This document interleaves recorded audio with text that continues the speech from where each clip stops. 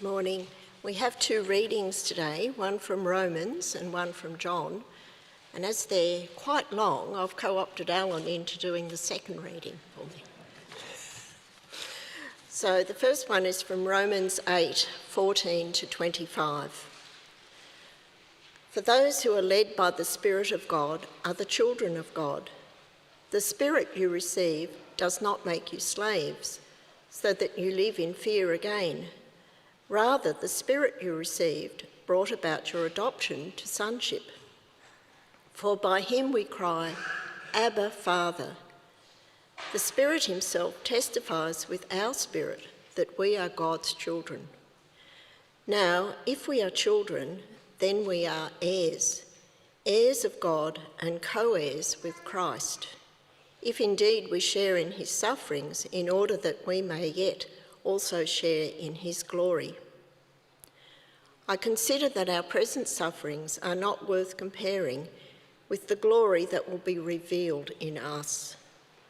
For the creation waits in eager expectation for the children of God to be revealed.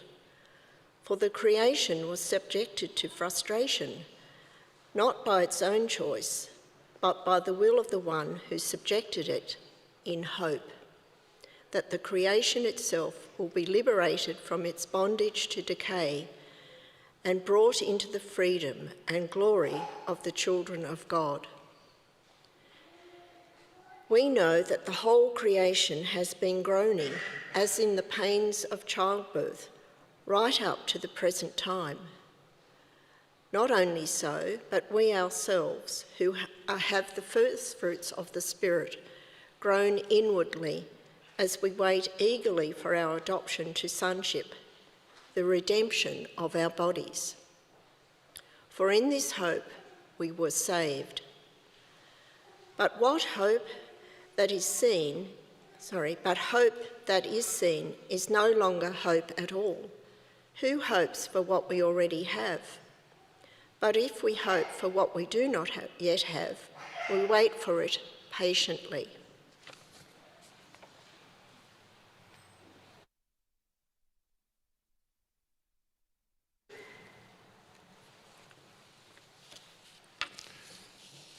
The second reading is from John chapter 11, verse 17 to 44. Jesus comes towards Bethany. On his arrival, Jesus found that Lazarus had already been in the tomb for 4 days. Now Bethany was less than 2 miles from Jerusalem, and many Jews had come to Martha and Mary to comfort them in the loss of their brother. When Martha heard that Jesus was coming, she went out to meet him, but Mary stayed at home. Lord, Martha said to Jesus, if you'd been here, my brother would not have died. But I know that even now God will give you whatever you ask. Jesus said to her, your brother will rise again. Martha answered, I know he will rise again in the resurrection at the last day. Jesus said to her, I am the resurrection and the life. The one who believes in me will live, even though they die, and whoever lives by believing in me will never die. Do you believe this? Yes, Lord, she replied. I believe you are the Messiah, the Son of God, who is to come into the world. After she'd said this, she went back and called her sister Mary aside.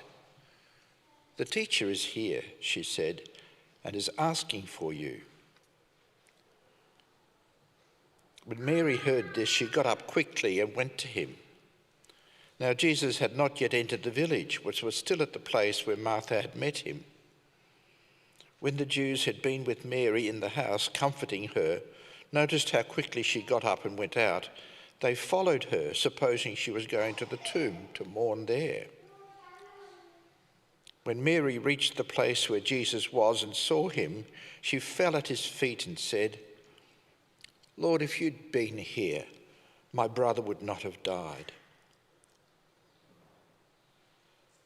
When Jesus saw her weeping, and the Jews who had come along with her also weeping, he was deeply moved in spirit and troubled. "Where have you laid him?" he asked. "Come and see, Lord," they replied. Jesus wept. Then the Jews said, "See how he loved him." But some of them said, "Could he who had opened the eyes of the blind man have kept this man from dying?" Jesus, once more, deeply moved, came to the tomb. It was a cave with a stone laid across the entrance. "Take away the stone," he said. "But Lord," said Martha, the sister of the dead man, "by this time there's a bad odour, for he's been dead for 4 days." Then Jesus said, "Did I not tell you, if you believe, you will see the glory of God?" So they took away the stone. Then Jesus looked up and said, "Father, I thank you that you have heard me. I knew that you would always hear me, but I said this for the benefit of the people standing here, that they may believe that you sent me." When he had said this, Jesus called out in a loud voice, "Lazarus, come out." The dead man came out, his hands and feet wrapped in the strips of linen and a cloth around his face. Jesus said to them, "Take off the grave clothes and let him go." This is the word of the Lord.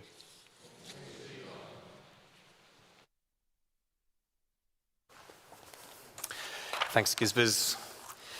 We're asking some of the most confronting questions that people ask of Christian faith. And today we're asking about the problem, the question of suffering. And I want to say up top that this is a deeply complex question, and one without a simple, neat answer, either from Christianity or I think any other religion or worldview. You won't go away from here this morning thinking, great, I've got my neat, simple answer to the problem of suffering. It's not that kind of question. Rather, it's my hope that we'll go away from here this morning with a deeper understanding of why the question matters so much, why Christians believe that the gospel does actually provide the best answer, the best engagement with the problem of suffering, and why we choose to worship a God who deals with suffering in a completely unique way to any other God or worldview. So I think we should begin by trying to understand the confronting question itself, right? And the question is, how could a good God allow suffering? How could a good God allow suffering? This is a question that people have asked across human history. Because across human history, we've seen suffering all around us. We see suffering in our lives. We see suffering on the news. We see suffering in our world. Perhaps you're battling a long struggle with your mental health. Perhaps you're being exploited at work. My friends lost their baby boy when he was 1 month old. There are famines, there are wars, there are pandemics. Our world is one that has lots of suffering in it. And so people ask, if there's a God, how could God let all that happen? And sometimes the question is philosophical and logical. Sometimes the question is an anguished cry of pain. So it's a question that's been asked by scholars, by philosophers, by theologians across the ages. And not just asked of the Christian God, of course, but of any God or any worldview. And the question's often posed this way. If God is all good and all powerful and all knowing, then he couldn't allow suffering. If he knows there's a child starving in a famine and he has the power to alleviate that child's hunger, but he doesn't do it, he can't be good. The philosophers will talk about this as the moral problem of evil, or the moral argument from evil, which asserts that there's a logical inconsistency for these four statements on the screen to be all true. So the argument says it's impossible, it's logically inconsistent for all of these to be true, that God is omniscient, which is all-knowing, that he's omnipotent, all-powerful, that he's omnibenevolent, that he's morally perfect or good, and that there's evil in the world. So the question, how could a good God allow suffering, or does suffering disprove God? It's a technical, philosophical question. But of course, it's a heartbroken and an emotional and a personal question, isn't it? The mother of that child in famine isn't considering the moral argument from evil, right? No, she's crying out in anguish. God, how could you let this happen? Please, God. Please, why would you let my child suffer in this way? Why aren't you helping us? It's a very different way of asking the same question. Why haven't you taken away my depression? Why am I still so lonely? Why did you let me get so sick? That's why we can't expect a simple answer to this question, because it's not a simple question. So let's consider together how Christian theology, how the message of Christian faith does engage with, how it does respond to this question: how could a good God allow suffering? There's a couple of kind of key points or key engagements I want to explore together. The first is called the free will defense. So this has been around for a long time in Christian thinking. In recent kind of decades, a scholar called Alvin Plantinga has been a prominent kind of proponent of this. And the free will defense is centered around this idea of human free will. So it says that God is light and life and goodness. God is peace. And he creates humanity to share this goodness, this life with him. And in his goodness to us, he created us with free will, with genuine free will, right? Not to be slaves to him, but to be decision-making agents with choice, with the choice to participate in a relationship of love with God. But genuine free will, genuine choice, necessarily includes agency for people to reject God. The cost of God granting humanity free will to choose him was the risk that we would choose to reject him, to sin. That's what Christians call it. And to bring on the consequences of that rejection, which is death and suffering. And that's exactly what we have done, isn't it? At a species level and at an individual level, each of us and all of us have rejected God. We have sinned. And so we face the consequence of that free will rejection of God, and we suffer. Does the logic kind of make sense there? So because God created us with dignity to choose him, we necessarily had the opportunity to reject him, and we did. And because he is life and his goodness, rejection of him leads to the opposite, to death and to suffering. A long time ago, Augustine explored this line of thinking as well, asserting that God is just. It's just of God to not intervene against our free will, and so he allows us to turn away from him and to death and suffering. Like the distant outer planets of our solar system are freezing cold and completely inhospitable to life because they are so far from the sun, that source of heat. So the distance between us and God because of sin introduced death and suffering. And this means, right, that in the Christian worldview, suffering is not meant to exist. This is really important. Suffering and death are invasions into our world. It's not the way that God made things to be. On page 1 of the Bible in Genesis, God made the world and it was very good. Suffering invaded the world when humans exercised our free will to reject God, and the whole order of the universe was fractured. See, a Christian response to the problem of suffering in the world doesn't attempt to ignore or downplay or excuse suffering or evil. Not at all. The God of the Bible desperately grieves every moment of suffering. The God of the Bible is as opposed to suffering and evil as we are. And our own moral response to suffering, our own outrage, our own sadness at suffering, points in fact to the God who made things to be good, the God who grieves suffering as we do. C.S. Lewis focuses on this point as he grapples with the question of suffering. And this line of thinking is often called the argument from desire. In his book, Mere Christianity, C.S. Lewis explains this. He says, "My argument against God was that the universe seemed so cruel and unjust. But how had I got this idea of just and unjust?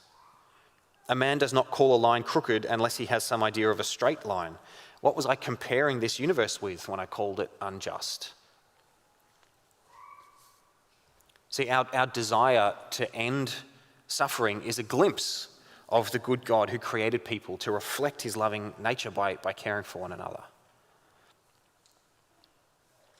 We feel that this world should be different. It should be free from suffering, right? That's the way things should be. And that very impulse is a longing that God has given us so that we would look for something beyond this life. There would be no shadows without sunshine. Right? This is the argument from desire. So C.S. Lewis concludes, "If I find in myself a desire which no experience in this world can satisfy, the most probable explanation is that I was made for another world." So an implication of this is that it's right to feel injustice. It's right to grieve over evil and suffering. Deeply, objectively, ultimately right to do that. If you're here and you're not a Christian, and this question of how a good God could allow suffering is a big question for you, then I want to affirm the emotional intensity, the significance of this question. And I want to suggest that Christianity not only provides a coherent response to the question, but it actually gives us a reason to demand an answer better than many worldviews, better than atheism does. Where atheism responds to the existence of suffering by saying that's how the world is, we need to deal with it as best we can. Christianity weeps at suffering and cries out to God to intervene.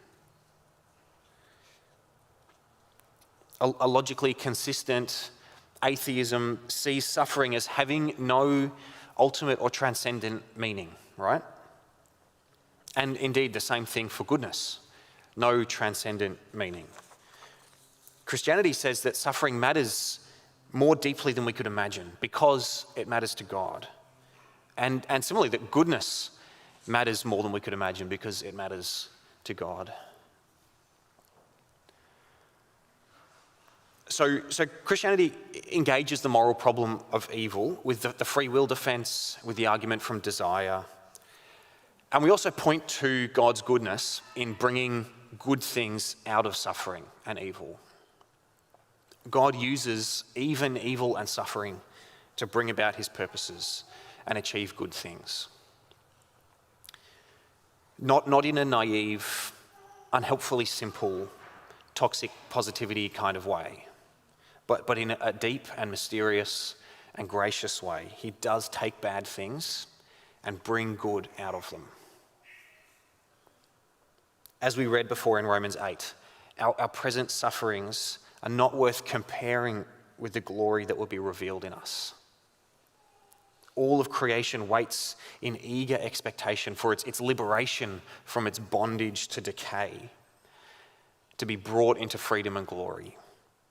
Right? It's saying that even the great suffering which this world experiences will be surpassed, far surpassed, by the glory, the freedom, the ultimate good thing that God is doing in this world and for this world, even through suffering. Verse 22 in Romans 8 there uses the image of childbirth, right? That experience of pain and uncertainty, but with the hope of a great gift at its end. God is bringing about something good, which is so much greater than all the bad in this world. Though God didn't force suffering upon humanity, he is working even through suffering to achieve his purposes for us.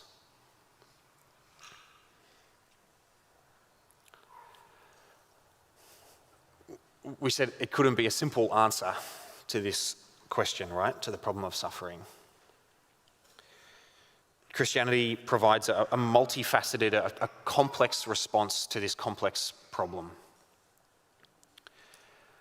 Of course, Christians aren't the only people who've grappled with this problem or the only faith that's grappled with this problem. There are many worldviews, many groups, both religious and atheistic, who have responded to this question of the problem of suffering.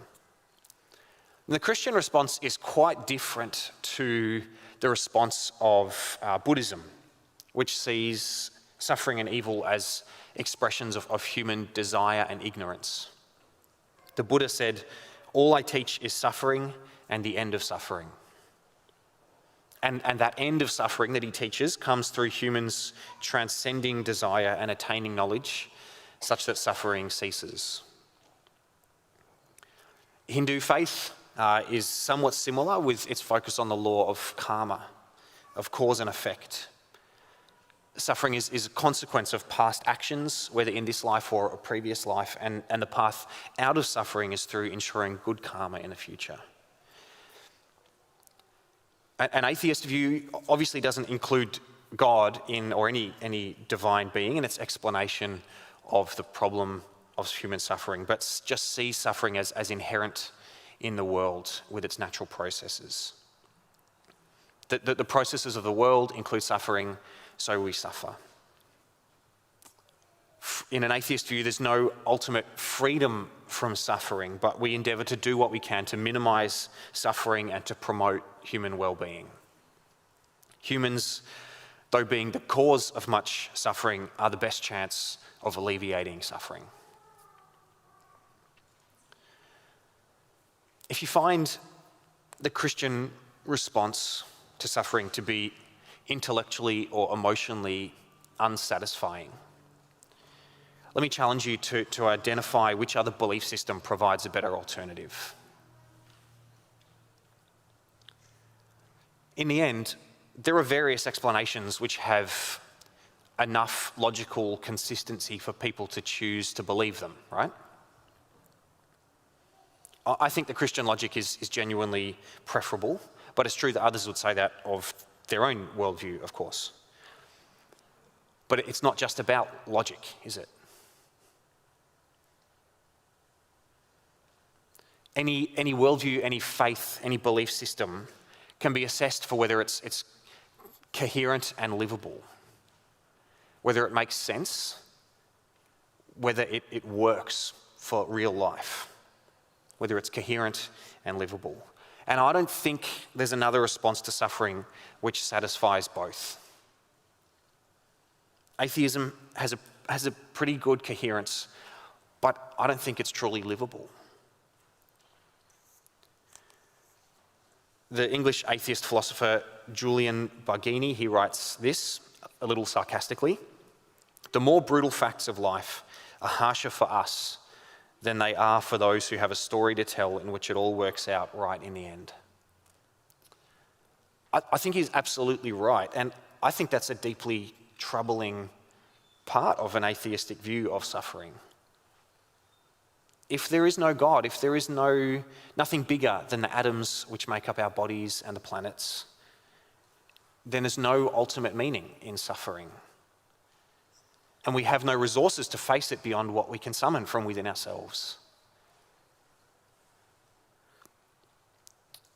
Islam and Judaism, the other major monotheistic religions of the world, they have responses to suffering which are more similar to the Christian response, in which evil and suffering exist as the consequences of human free will and our rejection of a good and loving God. But there's something which Christianity provides that Islam and Judaism don't, and indeed no other faith system, nor atheism. A God who suffers with us. A God who suffers with us. And this is our final response to the problem of suffering. Our final response to the question, how could a good God allow suffering, is that in the end, he doesn't. In the end, he doesn't. Suffering happens, and it is as awful as it feels. It is an invasion into the good world that God made. But God will not allow it to continue forever. He won't allow it to go unpunished. He won't allow it to be meaningless.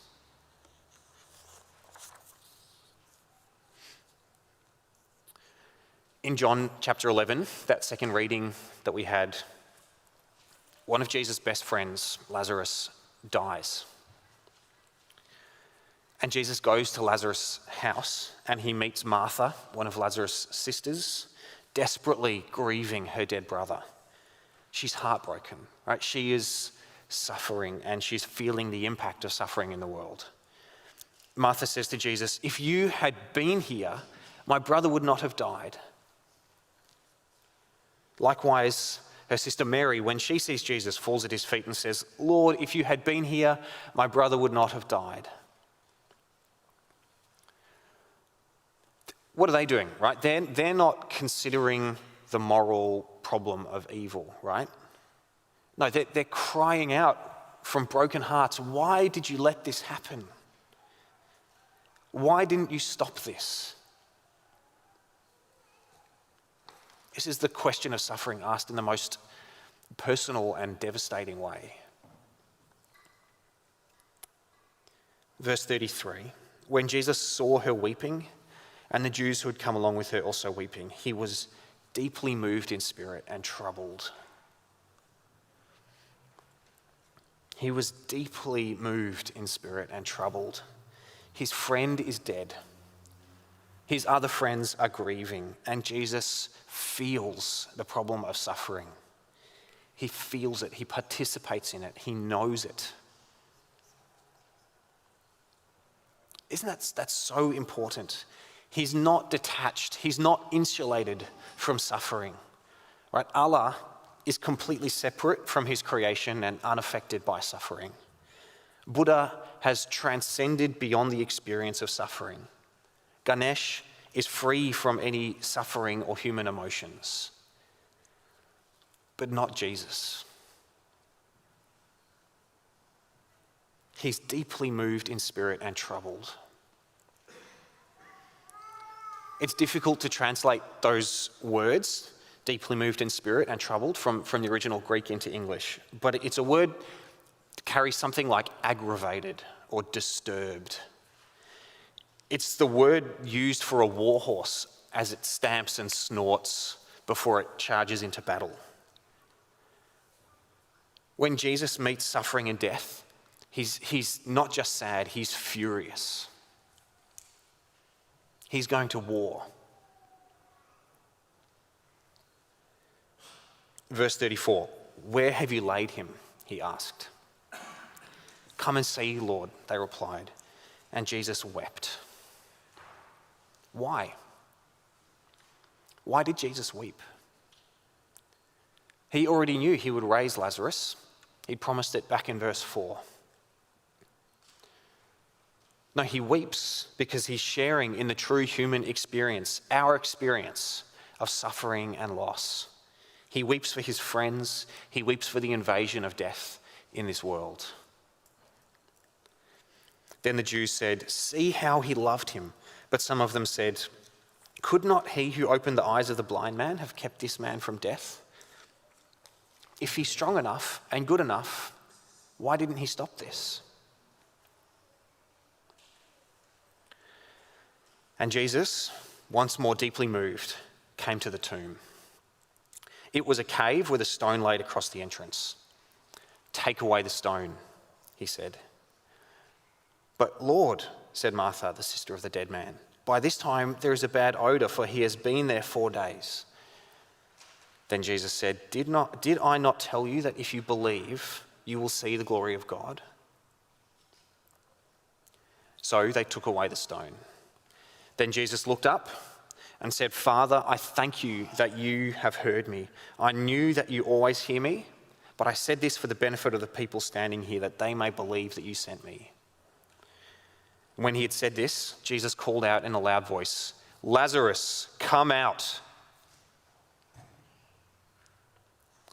The dead man came out, his hands and feet wrapped with strips of linen and a cloth around his face. And Jesus said to them, "Take off the grave clothes and let him go." In the face of suffering, Jesus does something. In the face of death, Jesus gives life. That's who he is. That's what he does. And not just for Lazarus, but for you, for me. Because just a few days after giving Lazarus life, Jesus gave up his own life to bring about the ultimate end to suffering. Charged for crimes that he didn't commit, Jesus was beaten, flogged, spat on, stripped naked, humiliated and shamed, and hung on a cross to die.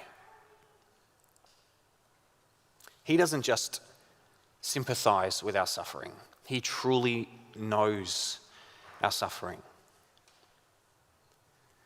Can you imagine a God who cares about our suffering so much that he would endure his own great suffering to bring about the end of ours? That's what the suffering of Jesus accomplishes for us.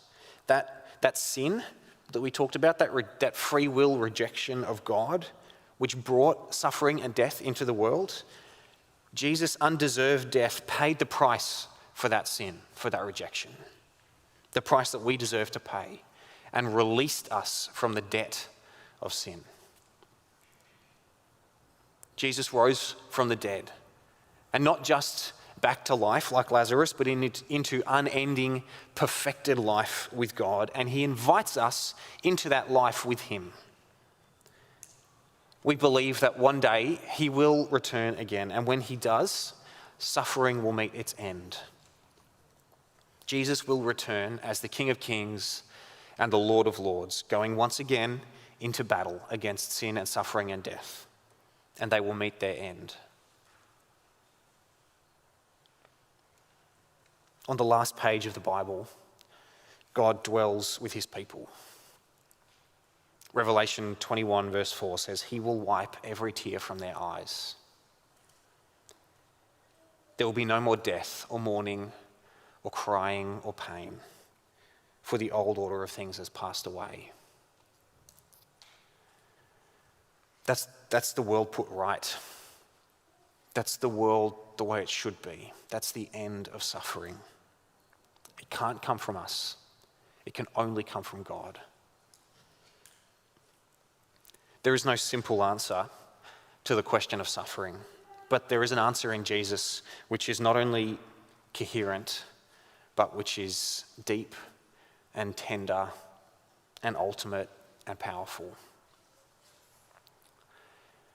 I'm going to pray to thank God for what he does to bring an end to suffering, and then we're going to sing. So if you'd like to, would you pray with me?